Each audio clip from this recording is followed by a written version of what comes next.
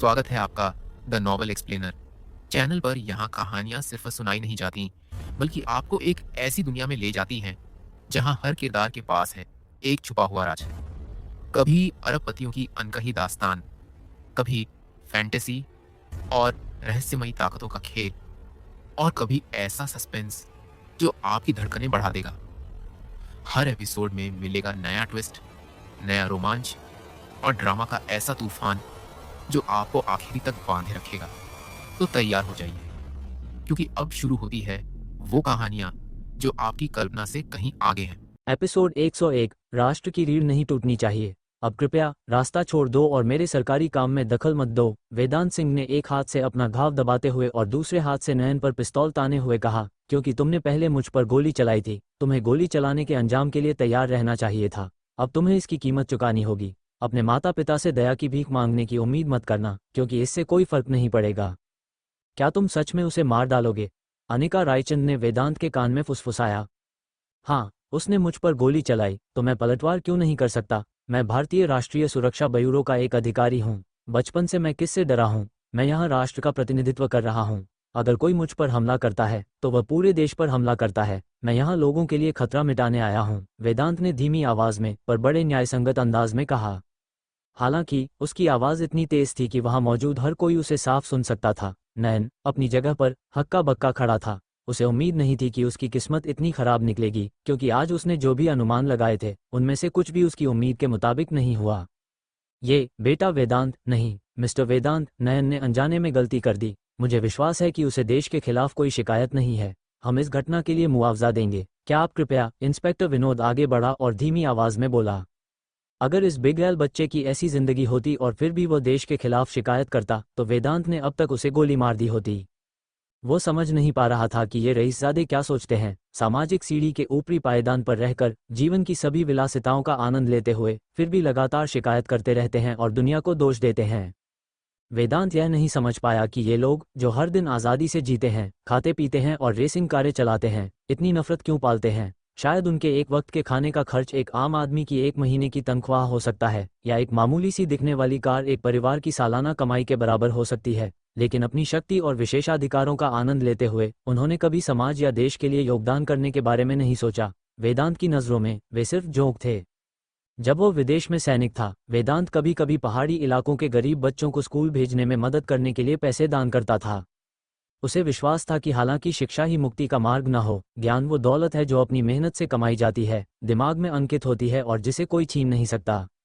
एक देश की समग्र गुणवत्ता सुधारना राष्ट्र की समग्र शक्ति को मजबूत करने जैसा ही था।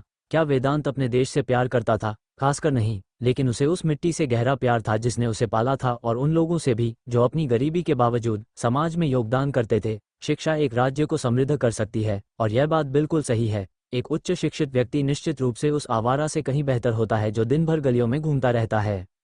विदेश में उन सालों के दौरान जैसे ही वेदांत को अपना सही इनाम मिलता, उसका पहला काम दान करना होता था। कुछ छात्रों को मिलते, कुछ युद्ध वीरों को, और कुछ उन लोगों को जो छोटे मोटे काम करते थे लेकिन जिनके दिल में दया थी। वेदांत को याद है कि एक बार वह अपने देश लौटकर उस युद्ध वीर से मिलने गया था जिसे वह प्रायोजित करता था। वो रोया, एक आदमी जो विदेश में भी नहीं रोया था जब उसके सिर पर कटोरी जितना बड़ा घाव था। वह एक नवजात शिशु की तरह रोया जब उसने देखा कि भारत की आज़ादी के लिए बहादुरी से लड़ने वाले एक वीर का क्या हाल हो गया था। एक हीरो जिसने इतना कुछ सहा था। कुछ गुंडों ने उसका मजाक उड़ाया और उस पर हमला किया, सिर्फ उस छोटी सी पेंशन के लिए जो उसे हर महीने एक अज्ञात बेनिफैक्टर से मिलती थी। वेदांत के लिए यह दुनिया का सबसे बदसूरत अत्याचार था। उस रात इसमें शामिल दर्जनों लोग मारे गए, चाहे चाकू से या डूबने से, लेकिन वे सभी डर में मर गए। वेदांत को नफरत थी, गुस्सा था, और उसकी आंखें लाल हो गईं। जिस जमीन पर वह खड़ा था वह उन शहीदों की आत्माओं से पवित्र की गई थी जिन्होंने अपने खून, आंसू और अटूट साहस का बलिदान दिया था। हमारा हर कदम इन शहीदों के शवों पर पड़ता है। हर कोई ऐसे हीरोज का सम्मान क्यों नहीं करता? ऐसा क्यों है? क्या इसलिए कि उस बुजुर्ग को मासिक पेंशन मिलती है? क्या इसलिए कि वो बुजुर्ग और कमजोर है और अब किसी काम का नहीं? इसके विपरीत उनका अच्छा जीवन सबसे बड़ा उपहार है जो वे समाज और राष्ट्र को दे सकते हैं। अंत में वेदांत फिर भी उस पुराने फौजी से मिलने गया। जब उस वेटरन को पता चला कि वेदांत उसका बेनिफैक्टर है तो उसने आभार नहीं दिखाया, बल्कि शिकायत की कि उसे, जो मिट्टी में आधा दफन है, ये पैसा नहीं रखना चाहिए। वो स्वादिष्ट पकवानों का आनंद लेने के बजाय पहाड़ी बच्चों को भरपेट खाना और गर्म कपड़े पहने देखना पसंद करेगा। उस बुजुर्ग ने ऐसा ही कहा था। वेदांत ने एक सरल मुस्कान के साथ वेटरन का हाथ पकड़ा, पर उसका दिल अंदर से खून के आंसू रो रहा था। उसने बुजुर्ग को सांत्वना दी, ये कहते हुए कि उसके पास खूब पैसा है और वह पहाड़ी इलाकों के कई गरीब बच्चों का समर्थन करता है। ये जानकर बुजुर्ग ने वेदांत का बहुत धन्यवाद किया। जिस रात वेदांत वेटरन के साथ रुका, वह उसके जीवन का सबसे यादगार पल था। उन्होंने कई बातों पर चर्चा की, बुजुर्ग की जवानी से लेकर वर्तमान तक। वेटरन अपने पुराने साथियों की लड़ाइयां याद करते हुए उसकी आंखों में आंसू आ गए। पुराने फौजी की कोई संतान नहीं थी, इसलिए वह अपने बुढ़ापे में गरीबी में जी रहा था। उसके घर में बस एक साधारण बिस्तर और एक अलमारी थी। जब उसने अलमारी से अपनी पुरानी फौजी वर्दी निकाली तो उसका मूड अच्छा हो गया। हालांकि उस पर पाबंद लगे थे, वह साफ थी और उस पर कुछ छोटे पदक थे। उसने बड़ी मुश्किल से उसे पहना और गंभीरता और सम्मान से वेदांत को सलामी दी। वेदांत, जो भव्य दृश्यों का आदी था, हैरान रह गया और उसे समझ नहीं आया कि वह सलामी वापस करे या नहीं।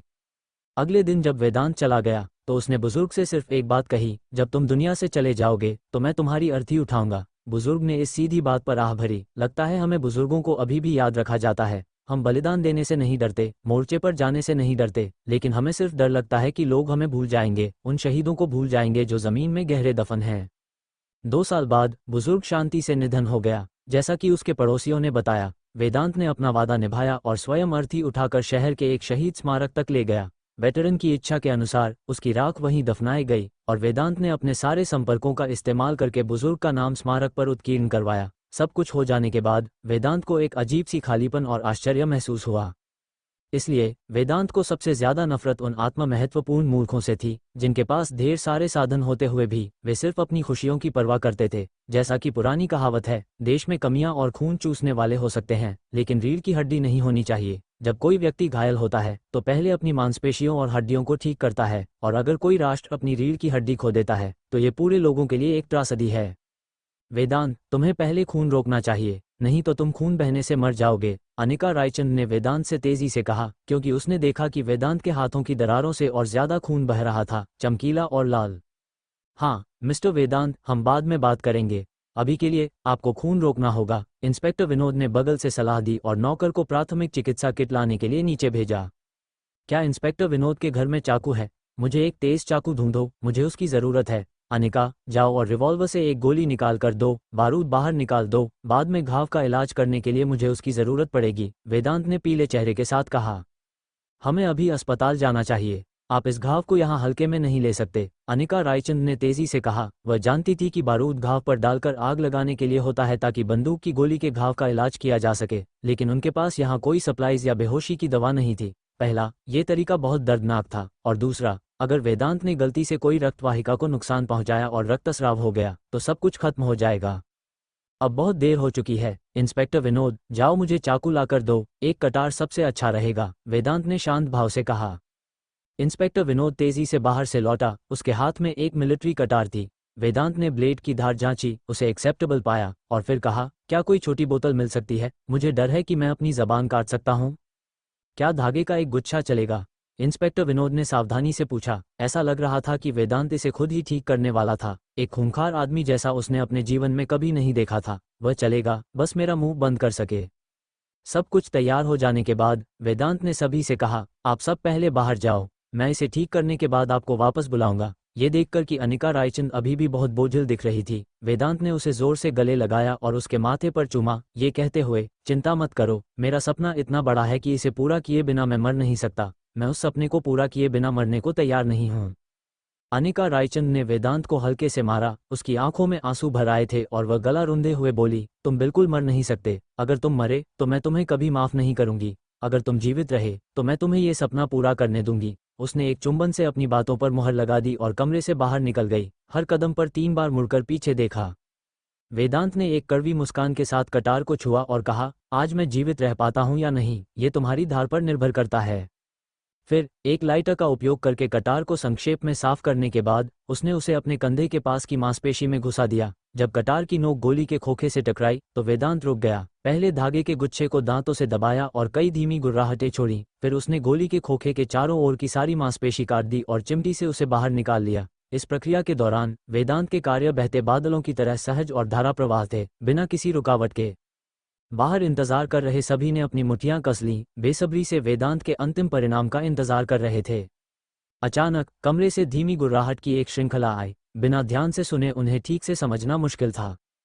अनिका रायचंद अपनी भावनाओं को और दबा न सकी और दरवाज़ा ज़रा सा खोलकर अंदर झांका, लेकिन एक ही नज़र में उसने एक ऐसा दृश्य देखा जिसने उसे जीवन भर कांपा दिया। वेदांत एक हाथ से अपने कंधे के पास की मांसपेशियों को तेजी से काट रहा था, जबकि दूसरे हाथ में चिमटी से सावधानी से गोली का खोखा निकाल रहा था। उसके विकृत भाव ने उसे डरा दिया। हालांकि वेदांत को सफलतापूर्वक गोली का खोखा निकालते देख अनिका रायचंद की दबी हुई भावनाएं बाहर आ गईं और उसके गालों पर आंसू बहने लगे। दरवाजे को हल्के से छूने के बाद अनिका रायचंद चिल्लाई, अगर वेदांत को कुछ हुआ तो मैं तुम्हें कभी माफ नहीं करूंगी। इंस्पेक्टर विनोद केवल एक कड़वी मुस्कान ही दे सका। ये पूरी घटना उसके अपने बेटे की मूर्खता के कारण हुई थी और इसके परिणाम उसके पूरे परिवार को भुगतने होंगे। अगर वेदांत को सच में कुछ हो जाता तो ये सिर्फ एक मामूली डांट से हल नहीं होता। मिस्टर रायचंद निश्चित रूप से उससे नाराज होंगे और देश एक सक्षम एजेंट के नुकसान के कारण इंदौर शहर के ऑफिशियलडम की गहन जांच शुरू करेगा। भारतीय राष्ट्रीय सुरक्षा ब्यूरो के सदस्यों को ढूंढना क्या इतना आसान है? वे अभिजात वर्ग के अभिजात हैं, कहीं और से प्रशिक्षित या भर्ती किए गए, और एक का खोना मतलब एक पर कम भरोसा। दूसरों को प्रशिक्षित करना न केवल महंगा है बल्कि समय लेने वाला भी है, और यह सबसे महत्वपूर्ण है क्योंकि राष्ट्र को ब्यूरो के लोगों की आवश्यकता है कि वे स्थानों पर गश्त करें और लगातार मिशन पूरे करें। अगर वेदांत सिर्फ यहीं इंदौर में मर जाता तो झटके कई साल तक महसूस होंगे, जब तक कि कोई और राष्ट्रीय सुरक्षा विशेष दूत इस क्षेत्र में अपनी जिम्मेदारियां नहीं संभाल लेता। इसके अलावा अगला विशेष दूत संभवतः इंदौर शहर के अधिकारियों का गर्मजोशी से स्वागत नहीं करने वाला था। हालांकि भारतीय राष्ट्रीय सुरक्षा ब्यूरो में छोटे विभाग भी हैं। अगर रहस्यमय परिस्थितियों में एक टीम मेंबर मर जाता है तो पूरा ब्यूरो अपने गिरे हुए साथी का बदला लेने के लिए लामबंद हो जाएगा। वेदांत, ओ वेदांत, तुम्हें मरना नहीं चाहिए, इंस्पेक्टर विनोद ने चुपचाप प्रार्थना की। उस पल कमरे के अंदर से गुर्राहट की आवाज़ तेज हो गई। अनिका रायचंद ने दरवाज़ा खोला और देखा कि वेदांत ने पहले ही अपने घाव पर छिड़के बारूद को जला दिया था। जलने की गंध पूरे कमरे में भर गई। वेदांत पीले चेहरे के साथ एक दयनीय मुस्कान के साथ सभी की ओर मुड़ा और फिर जमीन पर गिर गया। अनिका रायचंद तेजी से आगे बढ़ी और उसे उठाने में मदद की। वेदांत मुस्कुराया और कहा, मैं अभी भी जीवित हूँ, मुझसे किया हुआ वादा मत भूलना। मूर्ख मूर्ख मूर्ख, तुम तो बस एक कमीने हो, एक कमीने के बच्चे। मुझे फिर कभी ऐसे डराना मत। मुझे भविष्य में तुमसे सिर्फ मुझसे शादी करने की ज़रूरत नहीं है, लेकिन मैं उम्मीद करती हूँ कि तुम्हारे दिल में मेरे लिए जगह हो। मैं तुमसे दूर रहना और मुश्किल होता जा रहा है। मैं जीवन भर तुमसे चिपकी रहूंगी। अगर तुम मर भी जाओ तो मैं तुम्हें नहीं छोड़ूंगी। अनिका रायचंद ने वेदांत को गले लगा लिया और रोने लगी। तुम मूर्ख हो, मेरे दिल में तुम्हारी सबसे महत्वपूर्ण जगह है। तुम कोशिश भी करो तो मुझे नहीं छुड़ा सकते। रोना बंद करो, तुम्हारा मेकअप खराब हो रहा है। वेदांत ने अनिका रायचंद के चेहरे से आंसू पोंछते हुए कहा। मुझे पछतावा है, मैं अब तुम्हें पसंद नहीं करती। तुम अयाश, अनिका रायचंद ने सूंघा, रूठकर मुंह फुलाया। अब बहुत देर हो चुकी है, मैं तुम्हें बता रहा हूँ, अगर तुम अंत में किसी और के साथ हुई तो मैं उस कमीने को मार डालूंगा। अगर तुम किसी और के साथ हो तो मैं एक के बाद एक को मारूंगा जब तक तुम मेरे पास वापस नहीं आ जाती, वेदांत ने हंसते हुए कहा। तुम बहुत दबंग हो, अनिका रायचंद ने भोलापन दिखाते हुए मुंह फुलाकर कहा। चिंता मत करो, इस जीवन में मेरा दिल तुम्हारा है। अनिका रायचंद के उसे उठाने के बाद वेदांत एक कुर्सी पर बैठ गया और कहा, मैंने अपने घाव का इलाज कर लिया है, अब क्या हम सामने वाले मामले को निपटा सकते हैं? अपने पति की अभी की प्रतिक्रियाओं से अंदाजा लगाते हुए अधेड़ उम्र की महिला को लगभग ये समझ आ गया था कि यह युवक कोई महत्वपूर्ण व्यक्ति है जिसके सामने उसके पति को भी खुद को संभाल कर रखना पड़ता है। मैं आपके नुकसान की भरपाई करूंगी, लेकिन कृपया नयन की जान बख्श दो। अधेड़ उम्र की महिला घुटनों के बल बैठकर भीख मांगने लगी। मुझे अपने सामने घुटने टेकने वाले लोग पसंद नहीं हैं। मैं उसकी जान नहीं लूंगा। मैं अपने हाथ गंदे नहीं करना चाहता, लेकिन हालांकि मृत्युदंड से बचा जा सकता है पर सजा से नहीं। मैं मांग करता हूं कि आप उसे एक पैसा भी मत देना और उसे काम करने के लिए मजबूर करो। जब वह जीवन के उतार चढ़ाव का अनुभव कर लेगा तभी उसे एहसास होगा कि उसके पिछले कार्य कितने बचकाने थे। इसके अलावा उसे अपनी मासिक सैलरी का आधा जरूरतमंदों की मदद के लिए दान करना होगा, वेदांत ने कमजोर आवाज में कहा। आपकी उदारता के लिए धन्यवाद, इंस्पेक्टर विनोद ने भौहें सिकोड़ी और कहा। अगर वे इस घटना को इस तरह से निपटा सकते हैं तो यह इतना बुरा नहीं होगा। कम से कम नयन जीवित रहेगा। जहां तक काम पर जाने की बात है, इंस्पेक्टर विनोद और भी ज्यादा खुश था। वह लंबे समय से नयन के घर में बेकार घूमने और कुछ भी न करने से तंग आ चुका था, और हर बार जब वह उसे नौकरी ढूंढता तो वही होता, वह कुछ दिनों बाद काम छोड़ देता था, कभी टिकता नहीं था। अब वेदांत की बातों से युवक को अपने पिछले शरारतों भरे जीवन से ज्यादा स्थिर जीवन मिलेगा। जल्दी जाओ और मिस्टर वेदांत को शक्ति देने के लिए मेरे शताब्दी पुराने जिनसेंग का सूप बनाओ, इंस्पेक्टर विनोद ने नौकर को निर्देश दिया, और स्टोर रूम से पौष्टिक टॉनिक भी लाओ। वेदांत ने इंस्पेक्टर विनोद के घबराए हुए व्यवहार को देखा लेकिन चुप रहा। चूंकि इंस्पेक्टर विनोद उस पर दया दिखाने को तैयार था, तो उसे क्यों मना करना चाहिए था। मना करने से दूसरों को लग सकता था कि वह इस बात को भुला नहीं पा रहा है, जिससे बाद में गलतफहमी पैदा हो सकती थी। बिल्कुल बिल्कुल, जो भी टॉनिक तुम्हारे पास है ले आओ, और कंजूसी मत करना, अधेड़ उम्र की महिला चिल्लाई। आपकी उदारता के लिए धन्यवाद, धन्यवाद, धन्यवाद। दुनिया भर के गरीब माँ बाप, वेदांत ने होंठ सिकोड़े हुए बुदबुदाया। इस मामले को अभी यहीं छोड़ते हैं और बाद में इस पर और चर्चा करेंगे। घर में सभी तेजी से काम करने लगे और जल्द ही वेदांत के सामने टॉनिक से भरी एक मेज बिछ गई। क्योंकि उसका एक हाथ निष्क्रिय था, उसे खिलाने का काम अनिका रायचंद के हिस्से आया। दुल्हन की तरह लाल चेहरे के साथ अनिका रायचंद धीरे धीरे काम कर रही थी। वेदांत ने सिर हिलाया, जिनसेन का सूप उठाया और 2 घूंट में पी गया। उसने अपना मुंह पोंछा और कहा, आप सब बाहर जाओ और मेरा इंतजार करो, मुझे इंस्पेक्टर विनोद चाचा के साथ अच्छी बातचीत करनी है।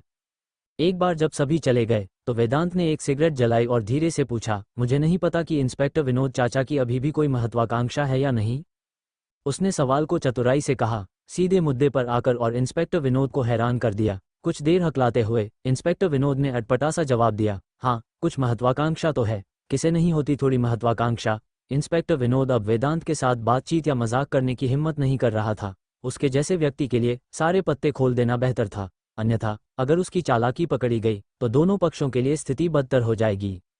ईमानदारी से कहूं तो मैं तुम्हारी मौजूदा स्थिति को मंजूरी नहीं देता। ये सिर्फ एक ज्वालामुखी का मुंह नहीं है, यह मुसीबतों का अड्डा भी है। तुम मेरी स्टेटस जानते हो, इसलिए अभी मैं सिर्फ शांति से जीना चाहता हूँ, उपयोगी चीजें इकट्ठा कर रहा हूँ।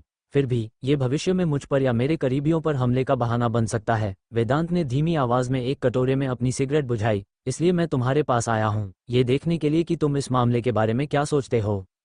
ये थोड़ा मुश्किल है।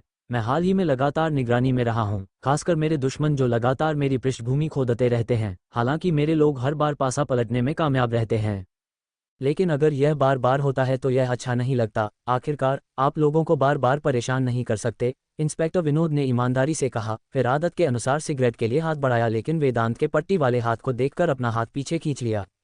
वेदांत शायद चोट लगने के बाद सिगरेट पीकर अपने स्वास्थ्य की परवाह नहीं करेगा, लेकिन इंस्पेक्टर विनोद को अपनी स्थिति स्पष्ट करनी थी। इस मामले का कोई न कोई हल तो जरूर होगा, जैसे तुम्हारी महत्वाकांक्षा, वेदांत ने कहा, इंस्पेक्टर विनोद की छोटी छोटी हरकतों पर ध्यान देते हुए, जो ऐसी बातचीत में एक व्यक्ति के विचारों के बारे में बहुत कुछ बता सकता है। बदलाव और पदोन्नति का समय आ रहा है। हमारे ग्रुप से कोई ऊपर चढ़ेगा और खाली पद भरना होगा। कई नेता पहले से ही इस पद के लिए प्रतिस्पर्धा कर रहे हैं, वेदांत ने आगे कहा। क्या होगा अगर मैं तुम्हें पीछे से समर्थन दूं, तुम्हें उच्च पदों पर पहुंचने दूं। वेदांत ने एक और सिगरेट जलाई और धीरे से जोड़ा, दुश्मन आखिरकार सिर्फ लोग ही होते हैं, और सभी लोगों में कमियां और कमजोरियां होती हैं। तुम जानते हो, आपसी कलह हमारी परंपरा हो सकती है, लेकिन एक बार जब यह एक दुष्चक्र में बदल जाता है तो किसी को भी आसानी नहीं मिलेगी। इंस्पेक्टर विनोद एक पल के लिए चुप हो गया, फिर पूछा, रायचंद परिवार का क्या? मिस्टर रायचंद क्या सोचते हैं? मैं मिस्टर रायचंद के विचार जानना चाहूंगा। हालांकि वेदांत के पास महत्वपूर्ण शक्ति थी, वह मुख्य रूप से पर्दे के पीछे थी। सार्वजनिक रूप से उसे अभी भी मजबूत समर्थन की आवश्यकता थी, खासकर मिस्टर रायचंद जैसे किसी व्यक्ति का जो स्थिति को स्थिर कर सके। मैंने मिस्टर रायचंद से बात की है। जब तक रायचंद परिवार के हितों से समझौता नहीं किया जाएगा और उन्हें और भी बेहतर किया जा सकता है, तब तक सब कुछ सुचारू रूप से हल हो जाना चाहिए, है ना? क्या मुझे कुछ और करने की जरूरत है? इंस्पेक्टर विनोद ने कुछ बेचैनी महसूस की। यह उसकी बरसों की सतर्कता का नतीजा था। बिल्कुल इंस्पेक्टर विनोद चाचा, तुमने सही अनुमान लगाया। तुम जानते हो, समाज में अभी बहुत सारे खाली लोग हैं, हम उसे साफ कर सकते हैं, वेदांत ने मुंह बनाते हुए कहा। इस बयान से इंस्पेक्टर विनोद हैरान रह गया। खाली लोग? क्या उसे उन्हें नौकरियां दिलवाना और सुरक्षित रूप से बसाना था? क्या तुम्हें अभी इंदौर शहर में अराजकता नहीं दिख रही है? किसी को आगे आकर जिम्मेदारी लेनी होगी, वेदांत ने जोर दिया। क्या तुम यहाँ परछाइयों का राजा बनना चाहते हो? इंस्पेक्टर विनोद अभिभूत महसूस कर रहा था, उसका दिमाग घूम रहा था। यह एक पागल दुनिया थी, स्पष्ट रास्तों के बजाय छिपे हुए रास्ते चुनना।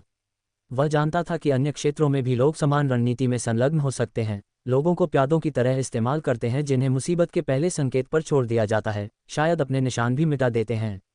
वेदांत जैसे किसी व्यक्ति का बड़े खेल खेलना दुर्लभ था, और इंस्पेक्टर विनोद समझ नहीं पा रहा था कि वेदांत एक सरल सीधा रास्ता क्यों नहीं चुनता।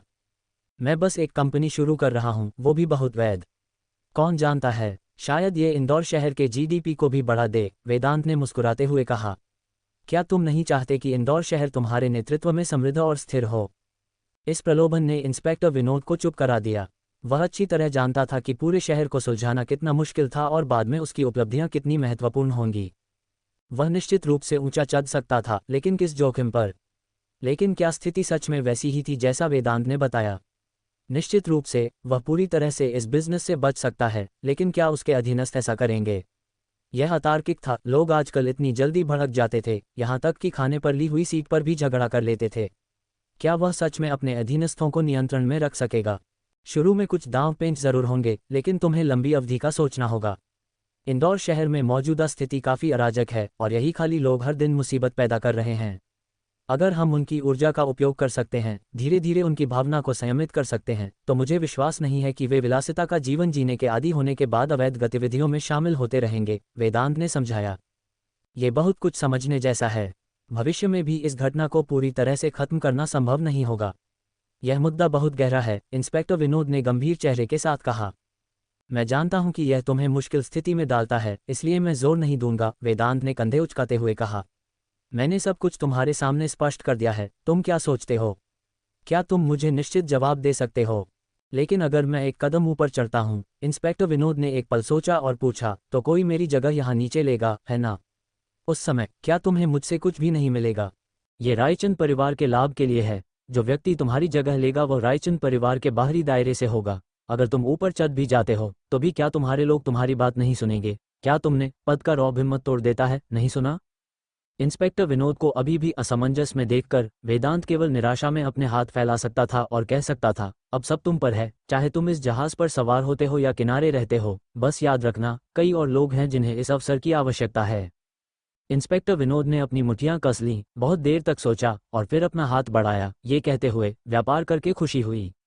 व्यापार करके खुशी हुई। ये देखकर कि तुम कितने सहमत हो, मुझे तुम्हें एक आश्चर्य देने दो। इस खुफिया जानकारी के बारे में क्या? वेदांत ने फिर एक दस्तावेज निकाला जिसमें स्वर्ग संप्रदाय के सभी अपराधों का विवरण था, जिसमें यह भी बताया गया था कि वे कैसे कब्र खोदते थे और कहाँ तस्करी का सामान भेजते थे। इसे पढ़ने के बाद इंस्पेक्टर विनोद इतना हैरान रह गया कि वह हकलाया, यह आश्चर्य बहुत बड़ा है, मुझे इसका क्या करना चाहिए? जब तुम पद पर आ जाओगे तब हम इस पर बात कर सकते हैं। नया अधिकारी 3 वार करता है। पहला वार तुम्हारे भविष्य का रास्ता साफ करेगा। ये सबूत मजबूत है, भले ही वे कब्र खोदने वाले इसे चुनौती दें, उनके पास बोलने की जगह नहीं है। मिस्टर वेदांत, मुझे ऊपर उठने का अवसर देने के लिए धन्यवाद। मैं इसे अच्छे से संभालूंगा, लेकिन मेरी एक शर्त है, इंस्पेक्टर विनोद ने कहा। मैं कठपुतली नहीं बनना चाहता। बेशक, मेरी एबिलिटी इतनी महान नहीं है कि मैं एक जीवित व्यक्ति को अपनी इच्छानुसार हेरफेर कर सकूं। चिंता मत करो, मैं जो जरूरी है उसे संभालूंगा और पर्दे के पीछे जो मदद चाहिए उसके लिए लोग ढूंढ सकता हूं। तो मैं बस अच्छी खबर का इंतजार करूंगा। इंस्पेक्टर विनोद मुस्कुराया और कहा, जबान से कही गई बातें सच्ची नहीं लगती, बस भविष्य में मेरे कार्य देखना। दोनों पुरुषों ने सुखद बातचीत की। उस पल नाटक भी समाप्त हो गया। मेहमानों के संतुष्टि के साथ चले जाने के बाद वेदांत अनिका रायचंद के साथ गाड़ी चलाकर चला गया। गेट पर खड़े होकर इंस्पेक्टर विनोद ने कम होती कार की लाइटों को देखा और चिल्लाया, अगर वह क्षेत्रीय शक्ति नहीं बन सका तो मैं अपनी आंखें निकालकर शराब में भिगो दूंगा। बुजुर्ग, क्या तुम सच में उसे इतना ज्यादा मानते हो? एक अधेड़ उम्र की महिला उसके बगल में संकोच करते हुए बोली, आखिरकार वो अभी भी बहुत युवा है।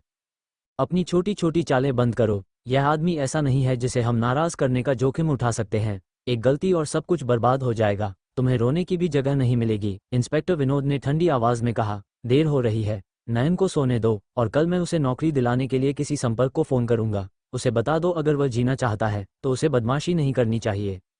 वेदांत गाड़ी चला रहा था और आराम से बोला, आज इंस्पेक्टर विनोद और मैंने खुशी खुशी कुछ तय किया। जब शक्ति का फेरबदल होगा तो मुझे विश्वास है कि रायचंद परिवार को सबसे बड़ा हिस्सा मिलेगा। उसके पास जो दस्तावेज है उससे इंस्पेक्टर विनोद को इस उपहार का गहन महत्व समझना चाहिए। लेकिन तुम्हें इतनी बुरी तरह चोट लगी है। मैं तुम्हें यहाँ साबुत लेकर आई थी और अब तुम घायल होकर वापस जा रहे हो। रितिका और ईशा को मैं ये कैसे समझाऊं? अनिका रायचंद ने भौहें सिकोड़ते हुए कहा। बस कह देना कि रास्ते में घात लगाकर हमला हुआ था, वेदांत ने अनिका रायचंद को गले लगाते हुए कहा। मजाक बंद करो और ध्यान से गाड़ी चलाओ। हमें वापस पहुंचने पर इसे कैसे समझाना है मुझे सोचना होगा, अनिका रायचंद ने मजाक में डांटा। मैं मजाक नहीं कर रहा हूं, हम शायद हमले में हैं। वो ऑडी 10 मिनट से ज्यादा समय से हमारा पीछा कर रही है। मैंने कई बार उनके लिए जगह बनाई लेकिन वे अभी भी हमसे चिपके रहे, वेदांत ने कहा। सीट बेल्ट बांध लो, चलो उन्हें चकमा देते हैं।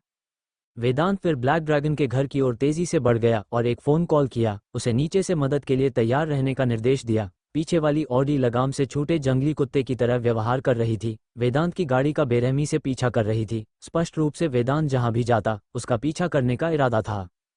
पीछा करने की एक अवधि के बाद वेदांत अधीर हो गया, एक्सेलरेटर पर पैर दबा दिया और ऑडी वेदांत के कदम का अनुमान लगाते हुए अचानक तेजी से बढ़ी, अपनी खिड़की नीचे की और एक काली पिस्तौल ने वेदांत की गाड़ी पर गोली चलाई। वेदांत मन ही मन कोसा, उसने सच में ऐसा किया। उसने कभी सोचा भी नहीं था कि ये कमीने उसके खिलाफ नियंत्रित हथियारों का इस्तेमाल करने की हिम्मत करेंगे। वह अपना दिमाग खंगाल रहा था लेकिन समझ नहीं पा रहा था कि उसके कई दुश्मनों में से किसने अचानक बदला लेने की छलांग लगाई है।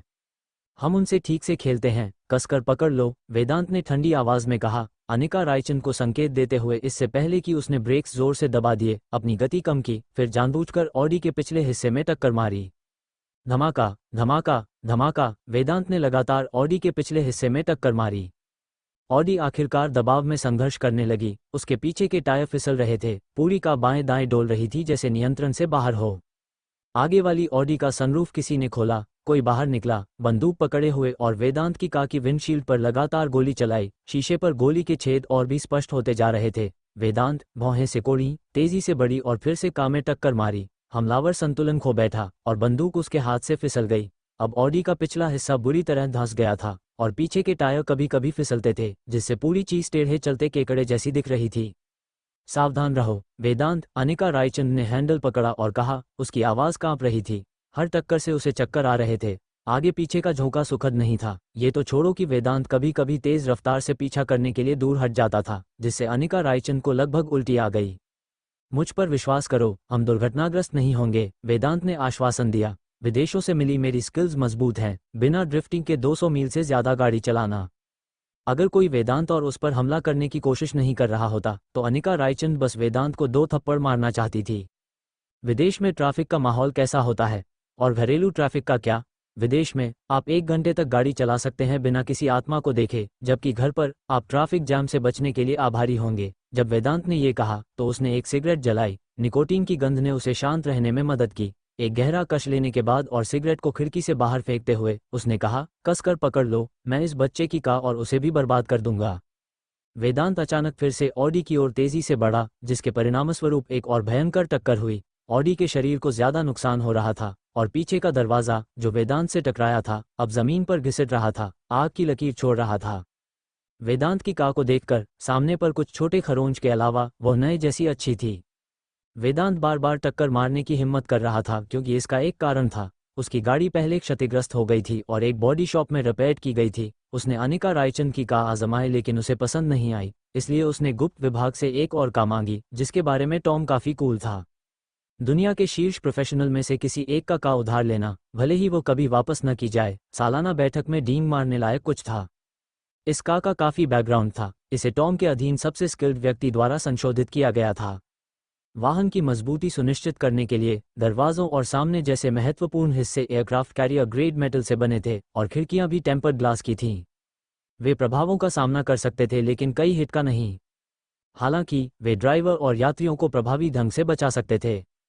कार की अंदरूनी विशेषताएं भी टॉम द्वारा चुनी गई थीं या मिलिट्री द्वारा कस्टम मेक की गई थीं। टॉम मूल रूप से कार खुद चलाना चाहता था, लेकिन वेदांत ने एक रॉबर की तरह उसे छीन लिया और टॉम ने इसे एक एहसान के रूप में मानने का फैसला किया। कार की कीमत 4 मिलियन से ज्यादा थी और हालांकि यह रॉकेट प्रूफ नहीं थी, ये लगभग कुछ भी संभाल सकती थी। यही कारण था कि जब उस व्यक्ति ने वेदांत पर कई बार गोली चलाई तो शीशे में सिर्फ बड़े पैमाने पर दरारें आईं, लेकिन वह उसे भेद नहीं पाया। तुम बॉडीगार्ड के रूप में बिल्कुल नाकाम हो, तुम ड्राइवर को भी नहीं निकाल पाए। जब हम वापस पहुंचेंगे तो मैं निश्चित रूप से बॉस शियांग से एक नया पार्टनर मांगूंगा, ऑडी ड्राइवर ने गुस्से में चिल्लाया। चुप रहो, पागल कुत्ते, उस आदमी की कार स्पष्ट रूप से कस्टमाइज्ड है। अगर हम इसे ऐसे ही ठोकते रहे तो पहले हम मर जाएंगे। बॉडीगार्ड के नाम से जाने वाले व्यक्ति ने अभी अपनी बात खत्म ही की थी जब उसे एक और जबरदस्त प्रभाव महसूस हुआ। ऑडी को और ज्यादा नुकसान हो रहा था, लेकिन वेदांत को और ज्यादा मजा आ रहा था। अगर अनिका रायचंद उसे डांटने की अपनी इच्छा को दबा नहीं रही होती तो वह अब तक उसके चेहरे पर थूक चुकी होती, लेकिन जीवन मरण के इस महत्वपूर्ण पल में वह वेदांत का ध्यान भटकाने की हिम्मत नहीं कर सकती थी। रटटिट।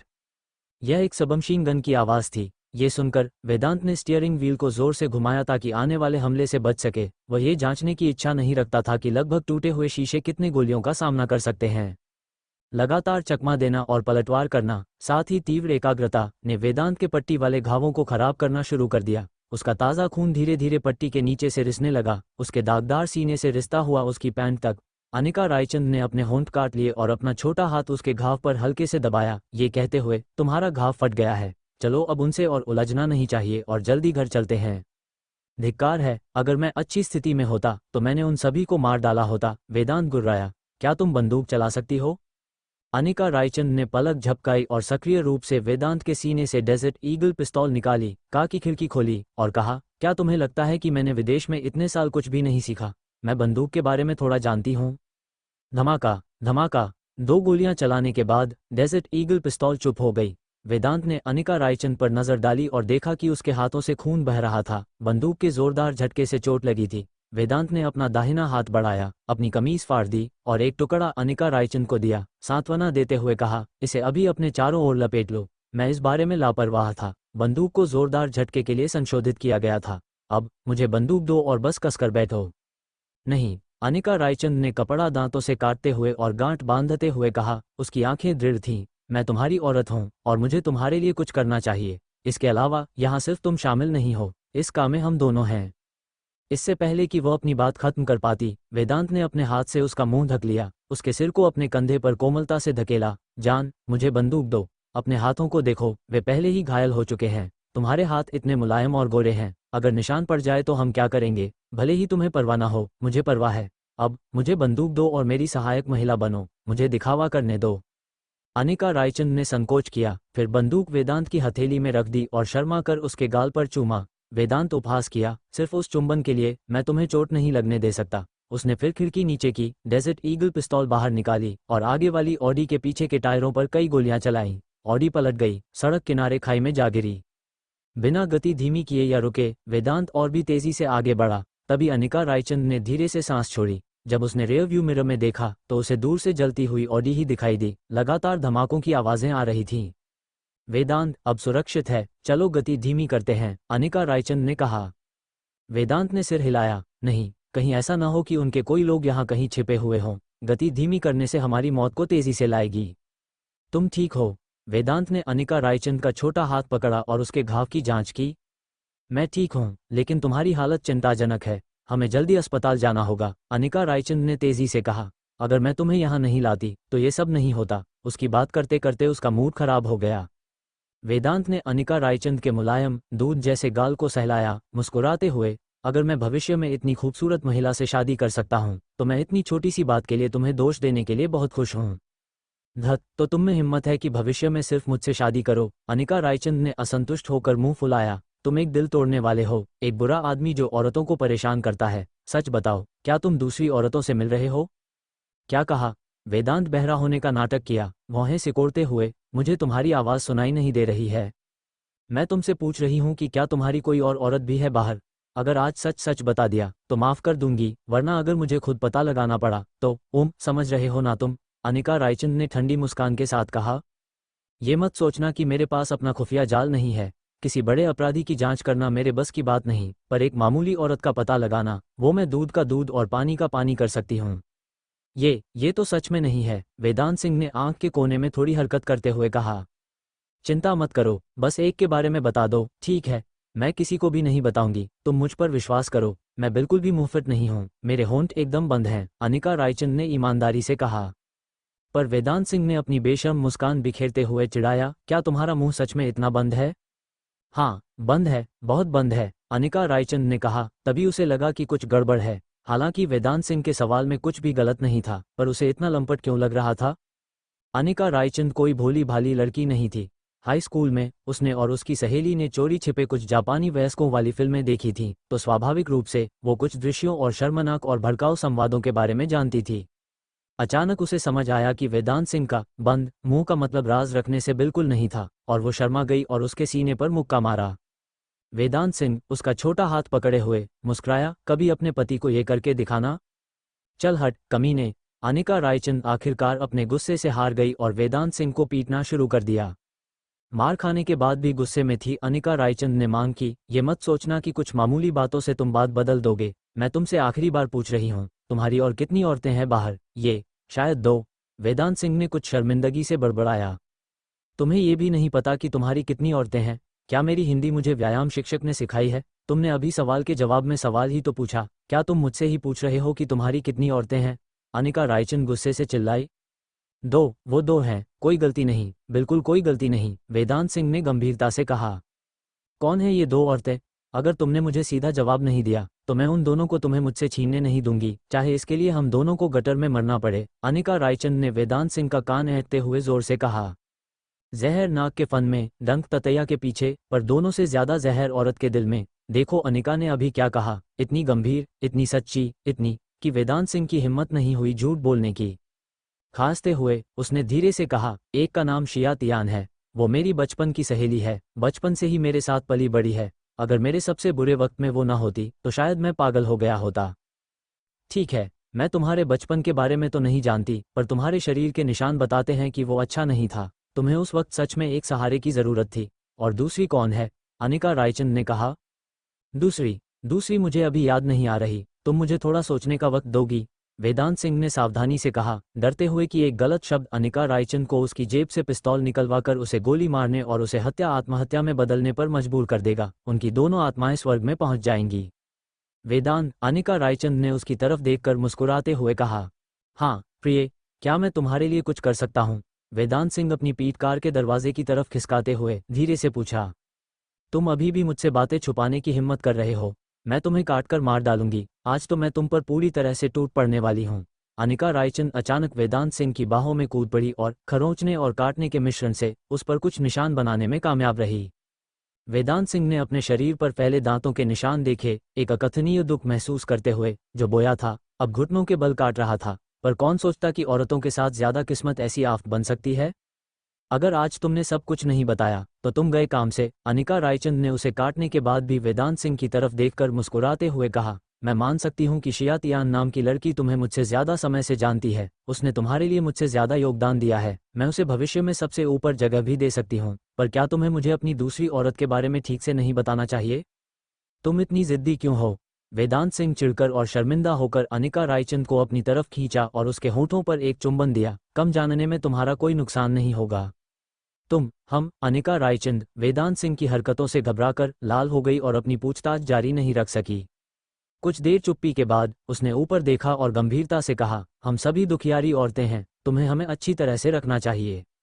हाँ, मैं कसम खाता हूं कि मैं तुम में से किसी को भी निराश नहीं करूंगा, वेदांत सिंह ने कहा। चिंता मत करो, तुम हमेशा मेरे दिल में सबसे ऊपर रहोगी, मजबूत और सुरक्षित।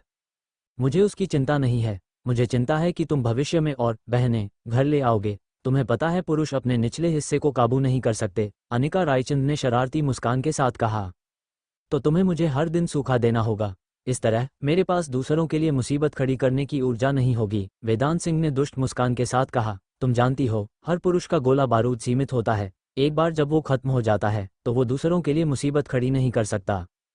नहीं, उसमें बहुत झंझट है और आखिर में मज़ा तो तुम्हें ही आएगा। मैं सोच रही हूँ कि छोटे वेदांत को काट दिया जाए और हम सब एक प्लेटोनिक लव अफेयर करें। इस विचार के बारे में क्या ख्याल है? वैसे भी तुम हमारी खूबसूरती के पीछे पड़ने वाले जैसे तो लगते नहीं हो, अनिका रायचंद ने कहा। प्लेटोनिक प्रेम, ये क्या बकवास है? ये लोगों के बीच आध्यात्मिक स्नेह पर आधारित प्रेम है, मन के बंधन की तलाश है, शारीरिक संपर्क से दूर रहता है, आत्मा का एक तर्कसंगत और शुद्ध प्रेम है। ये सब बकवास है। बस पड़ोस में रहने वाले 2% के आदमी को देखो, जो बेडरूम में तालमेल की कमी के कारण जिसकी पत्नी ने धोखा दिया, जिससे पूरे मोहल्ले में हंगामा मच गया। आखिर में इतना परेशान होकर वो 2% का आदमी फांसी पर लटक गया। हालांकि मुझे कुछ और प्रतिद्वंद्वियों का सामना करना पड़ रहा है, मैं अभी भी गोला बारूद जमा कर सकता हूँ। इसके अलावा मेरा शरीर एकदम फिट है, ये भूमिका निभाना बिल्कुल भी थकाऊ नहीं है। बिल्कुल नहीं, ये तरीका बिल्कुल भी मंजूर नहीं है, वेदांत सिंह पसीना बहाते हुए कहा। मैं सहमत नहीं हूँ, ये तो बस तुम्हें अपनी जवानी में विधवा बनाना है। इसके अलावा छोटे वेदांत और मेरा गहरा संबंध है, मैं इसे ऐसे ही काट नहीं सकता।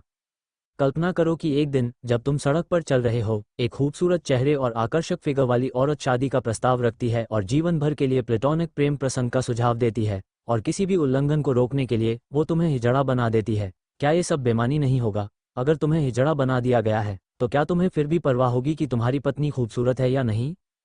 प्लेटो ने एक बार कहा था कि जब आत्मा शरीर को त्याग कर सत्य की ओर बढ़ती है, वही सबसे अच्छा पल होता है। अनिका रायचंद ने मुस्कुराते हुए कहा, पर जब आत्मा शरीर के पापों से दूषित हो जाती है तो सत्य की तलाश पूरी नहीं होती। जब मनुष्यों को शरीर की तीव्र आवश्यकता नहीं होती तो उनका मन शांत रहता है, शारीरिक संपर्क मानव स्वभाव में पशुत्व की अभिव्यक्ति है, एक ऐसा स्वभाव जो हर जीवित प्राणी का होता है। मनुष्य को तथाकथित उच्च प्राणी इसलिए कहा जाता है क्योंकि मानव स्वभाव में मानवता पशुत्व से अधिक शक्तिशाली होती है और आध्यात्मिक संपर्क सुंदर और नैतिक होता है। तो तुम देखती हो, ये सारी इच्छाएं होना एक अतिरिक्त पैर होने जैसा है, बस इसे काट दो और सब ठीक हो जाएगा। वेदांत सिंह को लगा कि अगर उसका पौरुष काट दिया जाता तो उसमें अभी से कहीं ज्यादा महत्वाकांक्षा और शक्ति की इच्छा होती। आखिरकार उसे अब खूबसूरत औरतों में कोई दिलचस्पी नहीं रहती और वो केवल शक्ति की ओर ही बढ़ सकता था। उसकी ओर बढ़ते हुए एक दिन वो सीमा पार कर सकता था और जंगल में मारा जा सकता था। ठीक है, ये सब तुम्हें चिढ़ाने के लिए मजाक थे। देखो तुम कैसे पसीना पसीना हो रहे हो। अनिका रायचंद ने असंतुष्टि से वेदांत सिंह को घूरते हुए कहा। तुम ऐसी बातों पर मजाक नहीं कर सकते, इससे जान जा सकती है, वेदांत सिंह ने अजीब तरह से कहा। गाड़ी तेजी से चल रही थी और कुछ ही देर में वो ब्लैक फ्लड ड्रैगन और उसके समूह के वर्तमान निवास स्थान पर पहुंच गई। आचार्य ली तांग अचानक पास आए और कमजोर और लगभग गिरते हुए वेदांत सिंह को सहारा दिया। जयंत कपूर भी पूरी गंभीरता से पास आया और घाव का मुआयना करते हुए कहा, प्राथमिक उपचार किट तैयार करो, हमें जल्द ही ऊपर एक छोटा सा ऑपरेशन करना होगा। आप जरूर बड़ी भाभी होंगी, मैं छोटा बंदूक वाला मोनू हूँ, बॉस का छोटा भाई। कृपया मेरे साथ चाय के कमरे में आइए, चाय के लिए, और बॉस के जागने पर मैं आपको बुला लूंगा, छोटा बंदूक वाला मोनू ने गर्मजोशी भरी मुस्कान के साथ कहा। इस प्रकार एक अभी भी भ्रमित अनिका रायचंद को छोटा बंदूक वाला मोनू चाय के कमरे में ले गया, जो उसके सामने बैठ गया। हालांकि उसका चेहरा शांत दिख रहा था, पर उसका दिल पहले ही गुस्से से आग बबूला था। चाहता था कि वो अभी वहीं से निकलकर उस संगठन को ढूंढे जिसने वेदांत सिंह को चोट पहुंचाई थी।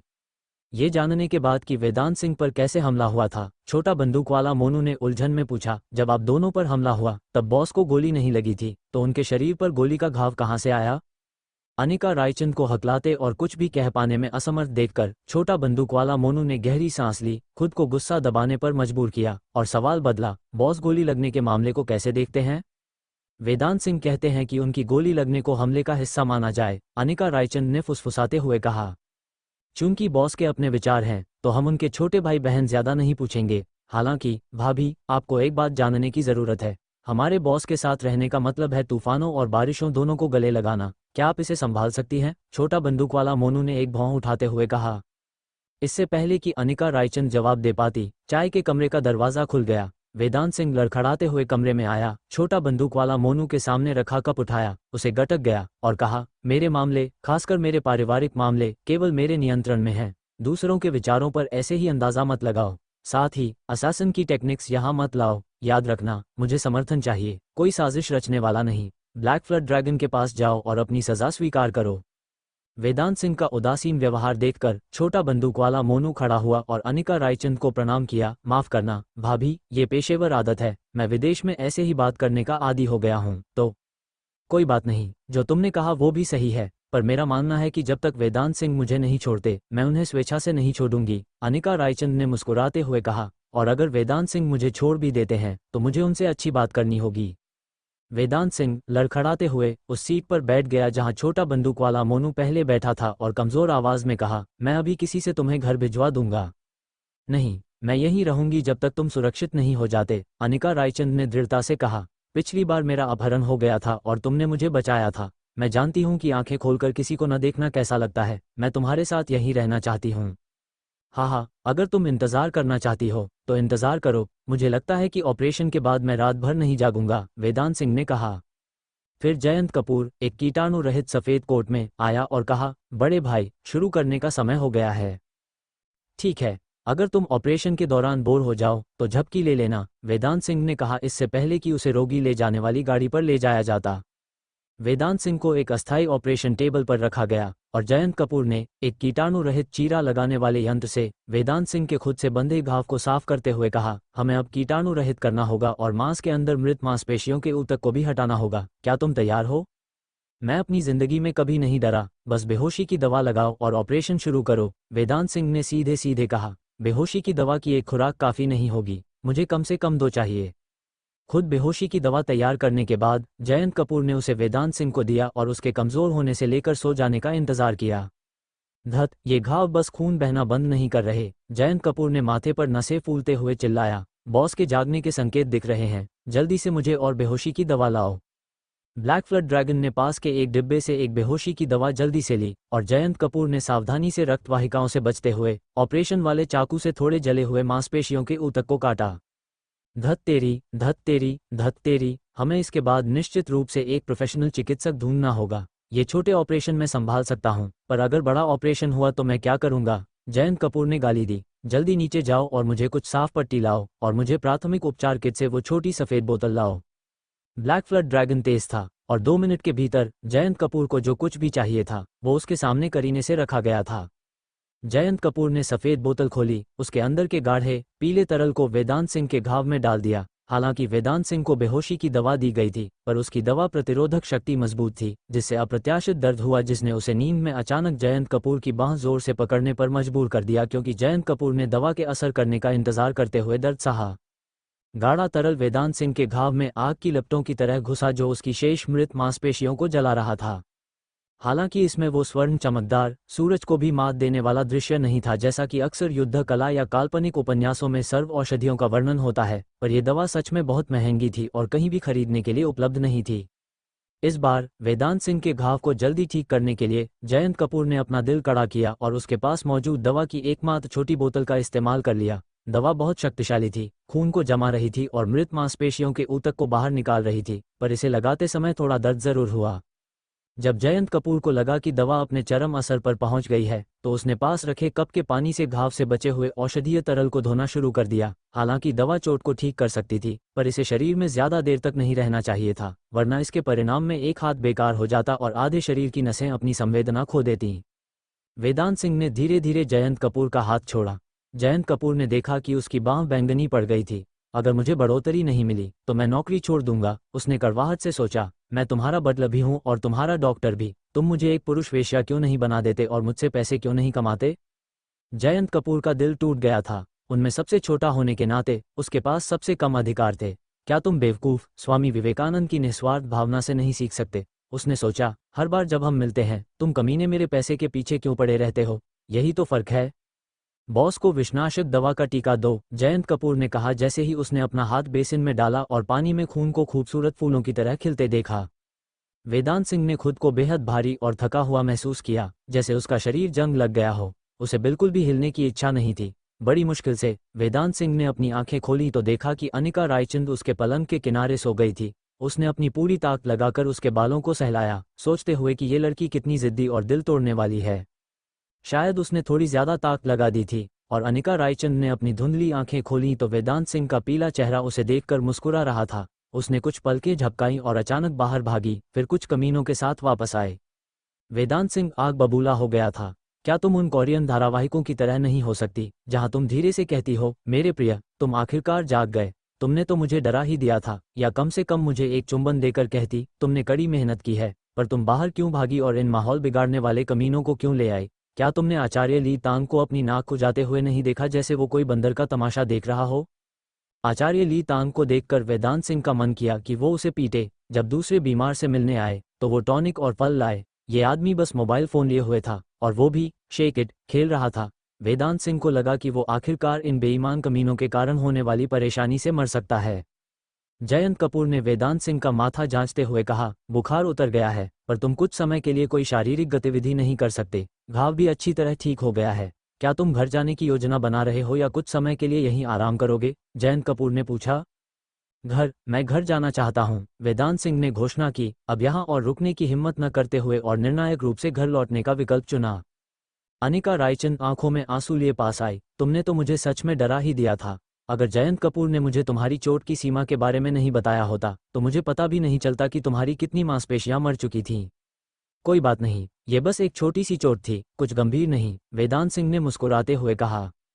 वेदांत सिंह और अनिका रायचंद को प्यार करते हुए देखकर सबको लगा कि उनके गले में कुछ अटक रहा है। छोटा बंदूक वाला मोनू उल्टी करने की अपनी इच्छा को दबाते हुए बोला, बॉस, इस बार तुम पर किसने हमला किया? मुझे नहीं पता। ये हमला आवेग में शुरू किया गया लगता है। मुझे ट्रैक करने वाले दोनों काफी अनाड़ी थे और कोई घात नहीं लगाई थी। एक अजीब बात थी उनकी हिम्मत की उन्होंने मुख्य सड़क पर गोली चलाई। वेदांत सिंह ने माथे पर बल डालते हुए कहा, जैसा कि तुम जानते हो हमारे देश के नियम बहुत सख्त हैं। हमारे पास जो बंदूकें हैं वो सभी ब्लैक मार्केट से ली गई थीं। मैं सोच रहा हूँ ये कोई और गिरोह हो सकता है। आमतौर पर कोई ऐसा नहीं करता, ब्लैक फ्लड ड्रैगन ने ठंडे लहजे में कहा। ये तो असंभव है। हालांकि हम लगातार बढ़ रहे हैं, पर हमें अभी भी एक मध्यम आकार का संगठन माना जाता है और हमारे बड़े संगठनों से कोई बैर नहीं है। वे बिना किसी कारण के हमसे मुसीबत क्यों मोल लेंगे? आचार्य ली तांग ने उलझन में पूछा। जो ब्लैक फ्लड ड्रैगन ने सुझाव दिया है वो असंभव नहीं है। शायद हमारी तेजी से बढ़ती हुई तरक्की ने उन समूहों में किसी को धमकाया है जिससे ये घटना हुई। छोटा बंदूक वाला मोनू, विजय सिंह से जांच करना, याद रखना कि क्या हमारे गिरोह में कोई गद्दार है, वेदांत सिंह ने शांति से कहा। पर ज्यादा संभावित परिदृश्य में मेरे पुराने दुश्मन शामिल हैं। Black flood dragon, Vijay Singh को फोन करो और उससे 2 तेज लड़कों को मेरे घर के आसपास किसी भी साजिश से बचाने के लिए भेजो। वेदांत सिंह के बोलने के बाद उसने सबको बाहर भेज दिया और अपनी कंधे की हड्डी पर लगे घाव को घूरते हुए विचारों में खो गया। इस हमले ने एक मामूली खतरा पैदा किया था और समर्थन करने वाला संगठन निश्चित रूप से निर्दयी था। अगर वे उसके पीछे पड़े तो वो एक बात थी, पर अगर उन्होंने उसके किसी करीबी को निशाना बनाया तो क्या होगा? बॉस, जब मैं कुछ सामान बेचने बाहर गया था तो मुझे ये मिला। जयंत कपूर अंदर आया और वेदांत सिंह को एक पत्र थमाया। अनिका रायचंद ने उसे लिया। जयंत कपूर को समझदारी से जाते हुए देखा, फिर उसे खोला और वेदांत सिंह को पढ़कर सुनाया। लिफाफे में एक साधारण वाक्य था, इस बार तुम जीत गए, अगली बार मिलते हैं। वेदांत सिंह, ऐसा लगता है कि ये संगठन फिर से हमला कर सकता है, अनिका रायचंद ने चिंता से कहा। क्या तुम पता लगा सकते हो कि इसके पीछे कौन हो सकता है? हे, मेरे 1 दर्जन से ज्यादा दुश्मन हैं। मैं अंदाजा नहीं लगा सकता कि किस कमीने ने ये मुसीबत खड़ी की है, पर हाल ही में इंदौर शहर पहले जैसा शांत नहीं है, वेदांत सिंह ने आह भरते हुए कहा। वापस जाते समय सावधान रहना, मुझे डर है कि ये संगठन मुझे धमकाने के लिए औरतों का इस्तेमाल कर सकता है। सामान पैक करने के बाद ब्लैक फ्लड ड्रैगन वेदांत सिंह को परिसर के प्रवेश द्वार तक ले गया। गाड़ी से बाहर निकलते हुए उसने छोटा बंदूक वाला मोनू और विजय सिंह के 2 अधीनस्थों को आसपास का जायजा लेते देखा ताकि किसी भी अचानक हमले को रोका जा सके। बहादुरी से निकलते हुए और अनिका रायचंद के सहारे लौटते हुए रितिका ने उत्सुकता से वेदांत सिंह के घाव को छेड़ा, जिससे उसे दर्द से हाँफने पर मजबूर होना पड़ा। क्या तुम युद्ध पर गए थे या कुछ और? हाँ, और ये एक कठिन लड़ाई थी। वेदांत सिंह हंसा। आज रात भी हम एक लड़ाई क्यों न करें? बेशर्म, मुझे लगता है कि कोई परिसर पर नजर रख रहा है। क्या हमें बाहर जाकर उनसे निपटना चाहिए? रितिका ने शर्माते हुए कहा। इंदौर शहर हाल ही में शांत नहीं है। ये वो लड़के हैं जिन्हें मैं आसपास नजर रखने के लिए लाया हूं, वेदांत सिंह ने समझाया। आजकल बाहर जाते समय ज्यादा सावधान रहना। अगर तुम्हें लगे कि कोई तुम्हारा पीछा कर रहा है तो मुझे तुरंत बताना। बड़े भाई वेदांत, ज्यादा परेशानी तो नहीं हुई ना? ईशा शर्मा ने चिंता भरी मुद्रा से वेदांत सिंह को देखा। कोई बात नहीं। उस पल वेदांत सिंह ने अपने पुरुषत्व के गौरव की एक लहर को चमकते हुए महसूस किया। अपनी गंभीर चोटों के बावजूद वो दर्द में नहीं चिल्लाया था। जरूर उसने उनके दिलों में अपनी मजबूती की छवि छोड़ी होगी। अगर तुम्हें मेरा खाना बुरा न लगे तो मैं दोपहर के भोजन के लिए तुम्हारे लिए चिकन सूप बना सकती हूँ, ईशा शर्मा ने शर्माते हुए कहा। उसका चेहरा लाल था। बहुत बढ़िया ईशा, तुम्हारी खाना बनाने की स्किल्स निश्चित रूप से कुछ दूसरे लोगों से बहुत बेहतर हैं। वेदांत सिंह ने घर पर खुशनुमा दृश्य देखा और अचानक एक गर्मजोशी महसूस की जो रोज ब्लैक फ्लड ड्रैगन के साथ ढेर सारे बड़े आदमियों से घिरे होने के दमनकारी माहौल से कहीं बेहतर था। आराम से सोफे पर बैठे वेदांत सिंह को सच में एक सम्राट स्तर की सेवा मिल रहा था जो उसे आमतौर पर नहीं मिलता था। अगर उसे पानी चाहिए होता तो कोई उसे पिलाता, अगर उसे फल चाहिए होता तो कोई उसे छील कर देता, और अगर उसके कंधों में दर्द होता तो रितिका उसके लिए उन्हें सहला भी देती। यही तो जिंदगी थी। ओह, मुझे जिंदगी से कितना प्यार है। अगर मैं हर दिन ऐसे ही जी पाता, वेदांत सिंह ने सोचा, तो वो 10 साल पहले भी बिना किसी अफसोस के मर सकता था। वेदांत सिंह, तुम खुद ही हीलिंग पोशन क्यों नहीं ले लेते? रितिका ने वेदांत सिंह के कंधे सहलाते हुए कहा, उसे उलझन में देखते हुए। सही कहा, मैं औषधि के बारे में क्यों भूल गया। ड्रैगन एलिफेंट लिस्ट के लिए लड़ाई के बाद से सभी ऑप्टिमाइजेशन पोशन रितिका को मिल गई थी, जबकि कॉम्बैट पोशन और उपचार औषधि उसने एक तरफ रख दी थी। क्या आज एक का इस्तेमाल करने का सबसे अच्छा समय नहीं था? अगर उसने उपचार औषधि ले ली होती तो उसका शरीर आज ही ठीक हो जाता, पर तब ये खास सेवा उपलब्ध नहीं रहती। वेदांत सिंह काफी दुविधा में था। दवा वही है जो मुझे चाहिए, पर खूबसूरतियां भी। अफसोस, दोनों बातें एक साथ नहीं मिल सकती। आखिर में वेदांत सिंह ने फिर भी हीलिंग पोशन ले ली। अपनी शारीरिक क्षमता की नाटकीय तेजी के कारण वेदांत सिंह का शरीर शाम तक लगभग पूरी तरह ठीक हो गया था, जिससे उसे तकनीक की शक्ति की सराहना हुई।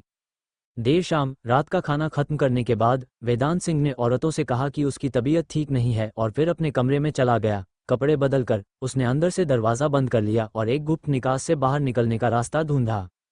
वेदांत सिंह आवासीय परिसर से निकला, एक टैक्सी बुलाई और गिरोह के मुख्यालय की ओर चला। उसके पहुंचने पर ब्लैक फ्लड ड्रैगन उसे व्यक्तिगत रूप से बधाई देने बाहर आया। बॉस, हमें कुछ सुराग मिले हैं। हमारे बीच किसी और का कुत्ता घुस गया है।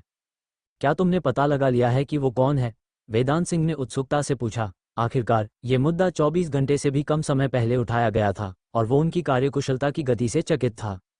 बेशक ऐसे मामूली मामले आसानी से निपट जाते हैं। विजय सिंह और उसके लड़कों ने अभी जांच शुरू ही की थी और कुछ लोगों का पता लगा लिया, ब्लैक फ्लड ड्रैगन ने कहा, वेदांत सिंह को उस बैठक कक्ष में ले जाते हुए जिसका वे आमतौर पर उच्च स्तरीय बैठकों के लिए इस्तेमाल करते थे।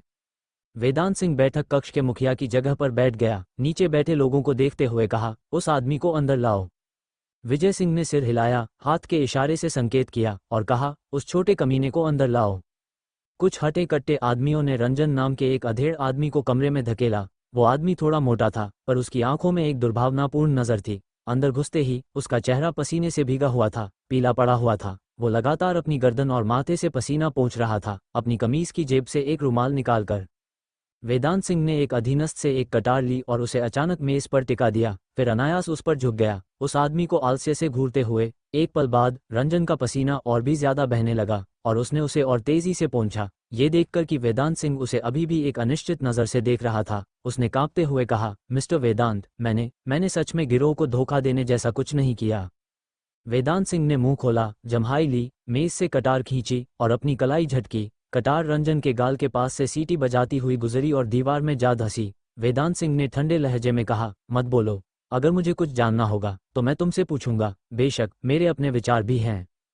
हाँ, मैं नहीं बोलूंगा, रंजन ने कहा, उसका दिल डर से धड़क रहा था। अगर कटार जरा भी इधर उधर हो गई होती तो वो अब तक यमराज से मिलने चला गया होता।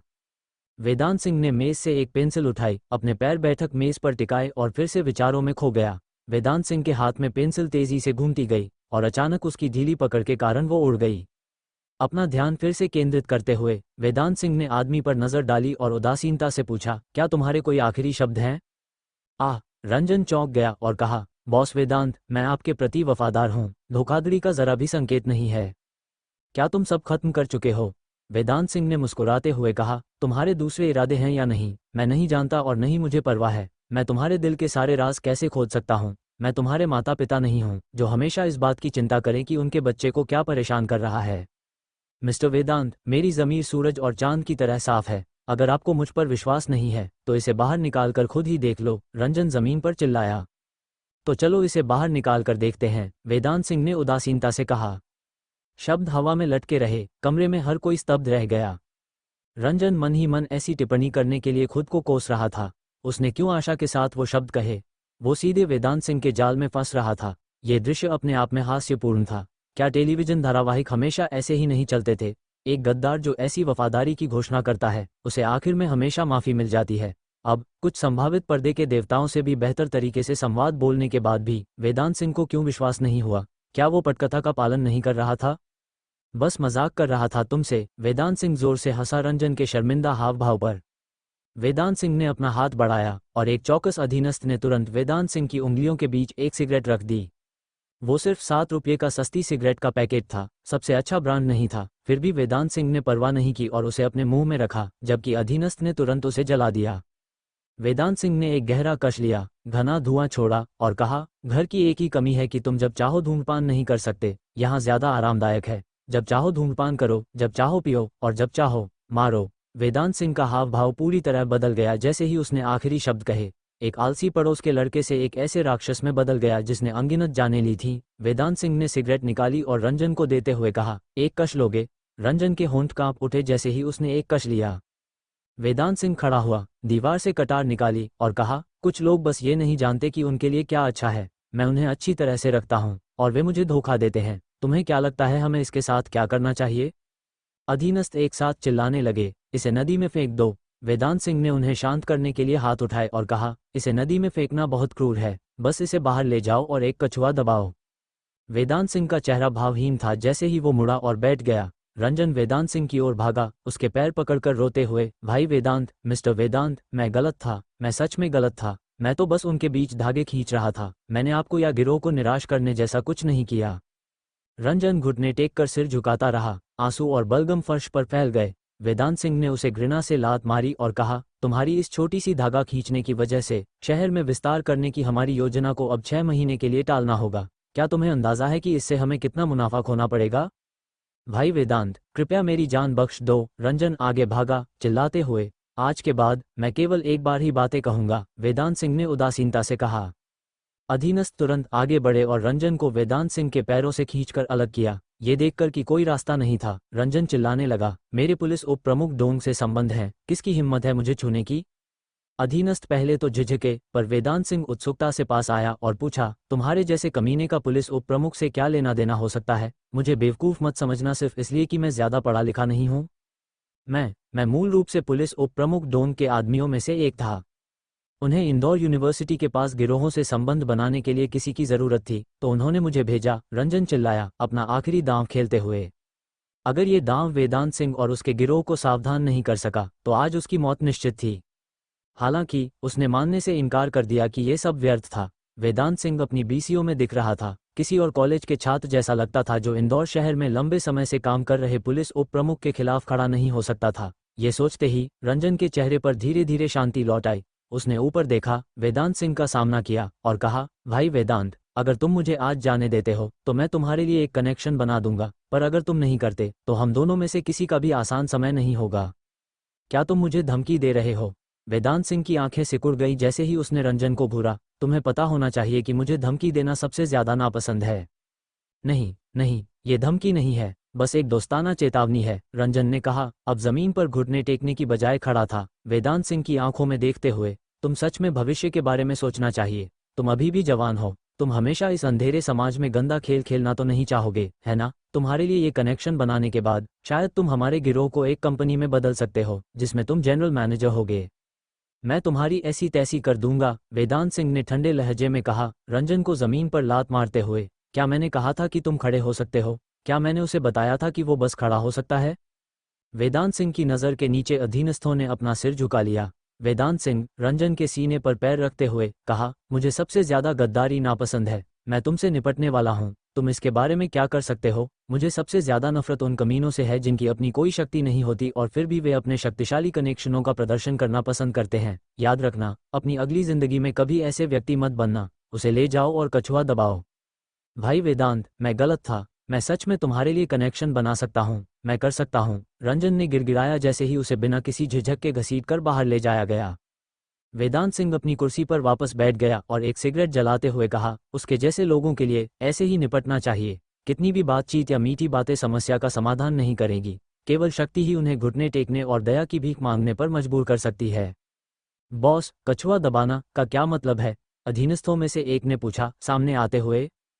कछुआ दबाना, वेदांत सिंह ने मुस्कुराते हुए समझाया, किसी व्यक्ति के अंगों को जमीन से बांधना और फिर लगातार भारी वजन उसकी पीठ पर तब तक दबाना जब तक उसके अंदरूनी अंग उसके गले से बाहर न निकल जाएं। अधीनस्थ ने घूंट भरा और पीछे हटने से पहले कांप गया। वेदांत सिंह ने और कुछ नहीं कहा, जानते हुए कि उन्हें कई और मुश्किल परिस्थितियों का सामना करना होगा। अगर वे इसे भी नहीं संभाल सकते थे तो उनके लिए अंडरवर्ल्ड में न रहना ही बेहतर था। इसी बीच अफ्रीकी महाद्वीप के एक कोने में एक नेहरू जैकेट पहने महागुरु ने अपने सभी अधीनस्थों को एक साथ बुलाया और कहा, बच्चा अब घेराबंदी में है, कौन मदद के लिए जाना चाहता है? मैं जाऊंगी, एक युवा चमक वाली लड़की खड़ी हुई, अपने हाथ को जोश से लहराते हुए। तुम नहीं जा सकती, अगर तुम गई तो वेदांत सिंह अभिभूत हो जाएगा, महागुरु ने माथे पर बल डालते हुए कहा। जापान हाल ही में कैसा कर रहा है? अभी भी कोई खबर नहीं, पर कहा जा रहा है कि वो राष्ट्रीय अवकाश के दौरान इंदौर शहर की यात्रा की योजना बना रही है, राघव नाम के एक हटे कट्टे आदमी ने रिपोर्ट दी। ग्रेट एम्परर की शक्ति अभी भी उससे प्रतिस्पर्धा करने के लिए काफी नहीं है और इंदौर शहर में स्थिति लगातार अनिश्चित होती जा रही है, इसलिए अभी सहायता न भेजना ही बेहतर है। तुम्हारी बात सही है, उसे अभी अपने दम पर लड़ने दो, महागुरु ने अपनी धूम्रपान की पाइप उठाते हुए कहा। आचार्य ली तांग और जयंत कपूर अभी भी वहां हैं, और छोटा बंदूक वाला मोनू और ब्लैक फ्लड ड्रैगन भी। वे ग्रेट एम्परर पर हमला होते हुए सिर्फ देखने वाले नहीं हैं, जिस दिन वे गंभीरता से पलटवार करेंगे वो सच में डरावना होगा, राघव ने अपनी फाइल बंद करते हुए कहा और चला गया। मैंने कहा मैं इंदौर शहर जाना चाहती हूँ, मैं वहां रहना चाहती हूँ, शिया तियान ने हार न मानते हुए जिद की। भूल जाओ, मैं तुम्हें वहां नहीं भेज सकता, तुम्हारे स्वभाव के साथ तुम केवल मुसीबत ही खड़ी करोगी, महागुरु ने प्यार से शिया तियान का सिर छुआ और कहा, ये वेदांत सिंह के सीधे आदेश हैं तुम्हें यहाँ ठीक से रखने के लिए, अगर तुम उसे नाराज नहीं करना चाहती तो उसे परेशान मत करो। ओह, ग्रेट एम्परर इतने बुरे हैं, इतने सालों तक उनसे शादी करने के बारे में सोचना सब बेकार गया, शिया तियान ने मुंह फुलाया और बड़बड़ाए। ये सुनकर महागुरु ने चुपके से अपना माथा पोंछा, सोचते हुए, तुम्हारा ग्रेट एम्परर अभी किसी खूबसूरती के बिस्तर पर होगा। क्या होगा अगर तुम वहां जाकर हंगामा कर दो? मैं जल्द ही एक पोते को गोद में लेने का इंतजार कर रहा हूँ। काफी देर हो गई है, मुझे वापस जाना चाहिए। वेदांत सिंह ने अपनी सिगरेट खत्म करने के बाद कहा, असामंजस्य को जल्दी से खत्म करो। मैं नहीं चाहता कि हमारे दुश्मन आने से पहले ही हम आपस में लड़ने लगें।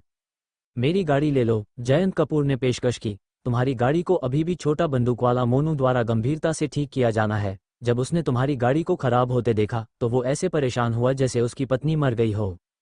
ये बस एक गाड़ी है, वेदांत सिंह ने अजीब तरह से कहा, जानते हुए कि उनके समूह में केवल छोटा बंदूक वाला मोनू ही गाड़ियों के प्रति जुनूनी था। छोटा बंदूक वाला मोनू के अनुसार हर गाड़ी की अपनी आत्मा होती थी। वेदांत सिंह कल्पना नहीं कर सकता था कि ये कैसा दिखता होगा। दरवाजे से बाहर निकलते ही आत्माएं सड़क पर तैरती हुई।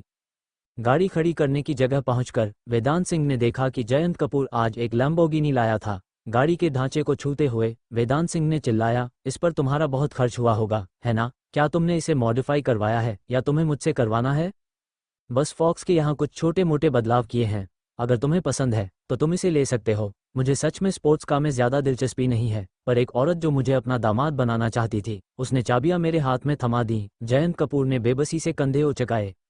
गाड़ी में घुसते हुए वेदांत सिंह हंसा और कहा, अगर तुम्हें सच में पसंद नहीं है तो मैं इसे ले लूंगा। जब मैं बोर हो जाऊंगा तो ये दिखावा करने के काम आ सकती है। गाड़ी धीरे धीरे हवेली की ओर बढ़ी। वेदांत सिंह ऐसा व्यक्ति नहीं था जिसे तेजी पसंद हो, सिवाय दूसरों से दौड़ करते समय। पर दौड़ के भी अपने नियम होते थे और वो आमतौर पर ऑफिशियल रेस ट्रैक्स चुनता था। पूरी जगह को किराए पर लेने के लिए अतिरिक्त खर्च करने की क्या जरूरत है? जो लोग सड़क पर रेस करते थे वे बस दिखावा करना चाहते थे, सोचते थे कि वे कमाल के हैं, पर सच में वे सिर्फ मूर्ख थे। टकराकर मरना एक बात है, पर अगर वे किसी और को टक्कर मार दें तो ये एक त्रासदी है। और जिन्होंने टक्कर मारी और काम पूरा नहीं किया वे सच में लापरवाह हत्यारे थे। ये उस बेवकूफ जैसा है जिसने तेजी से गाड़ी चलाई और लोगों को मार डाला। गोली लगने के लिए पैदा हुआ था, भीड़ का ध्यान खींचने के लिए, इंजन को तेज करना, गाड़ी को फिसलाना, आखिरी नतीजा मौत था। और वो लड़का आखिर में जेल और गोली लगने की सजा पाया, है ना? तो ये था आज का एपिसोड। लेकिन याद रखिए, द नॉवल एक्सप्लेनर की कहानियां कभी इतनी आसान नहीं होती। हर मोड़ पर छुपा है एक नया सच, हर किरदार के पीछे है एक नया रहस्य, और हर अंत एक नई शुरुआत का इशारा करता है। क्या होगा आगे, कौन सा राज खुलेगा और किसकी जिंदगी बदल जाएगी, जानने के लिए सुनते रहिए द नॉवल एक्सप्लेनर चैनल, क्योंकि यहाँ कहानियां कभी खत्म नहीं होती, बस और रोमांचक हो जाती हैं।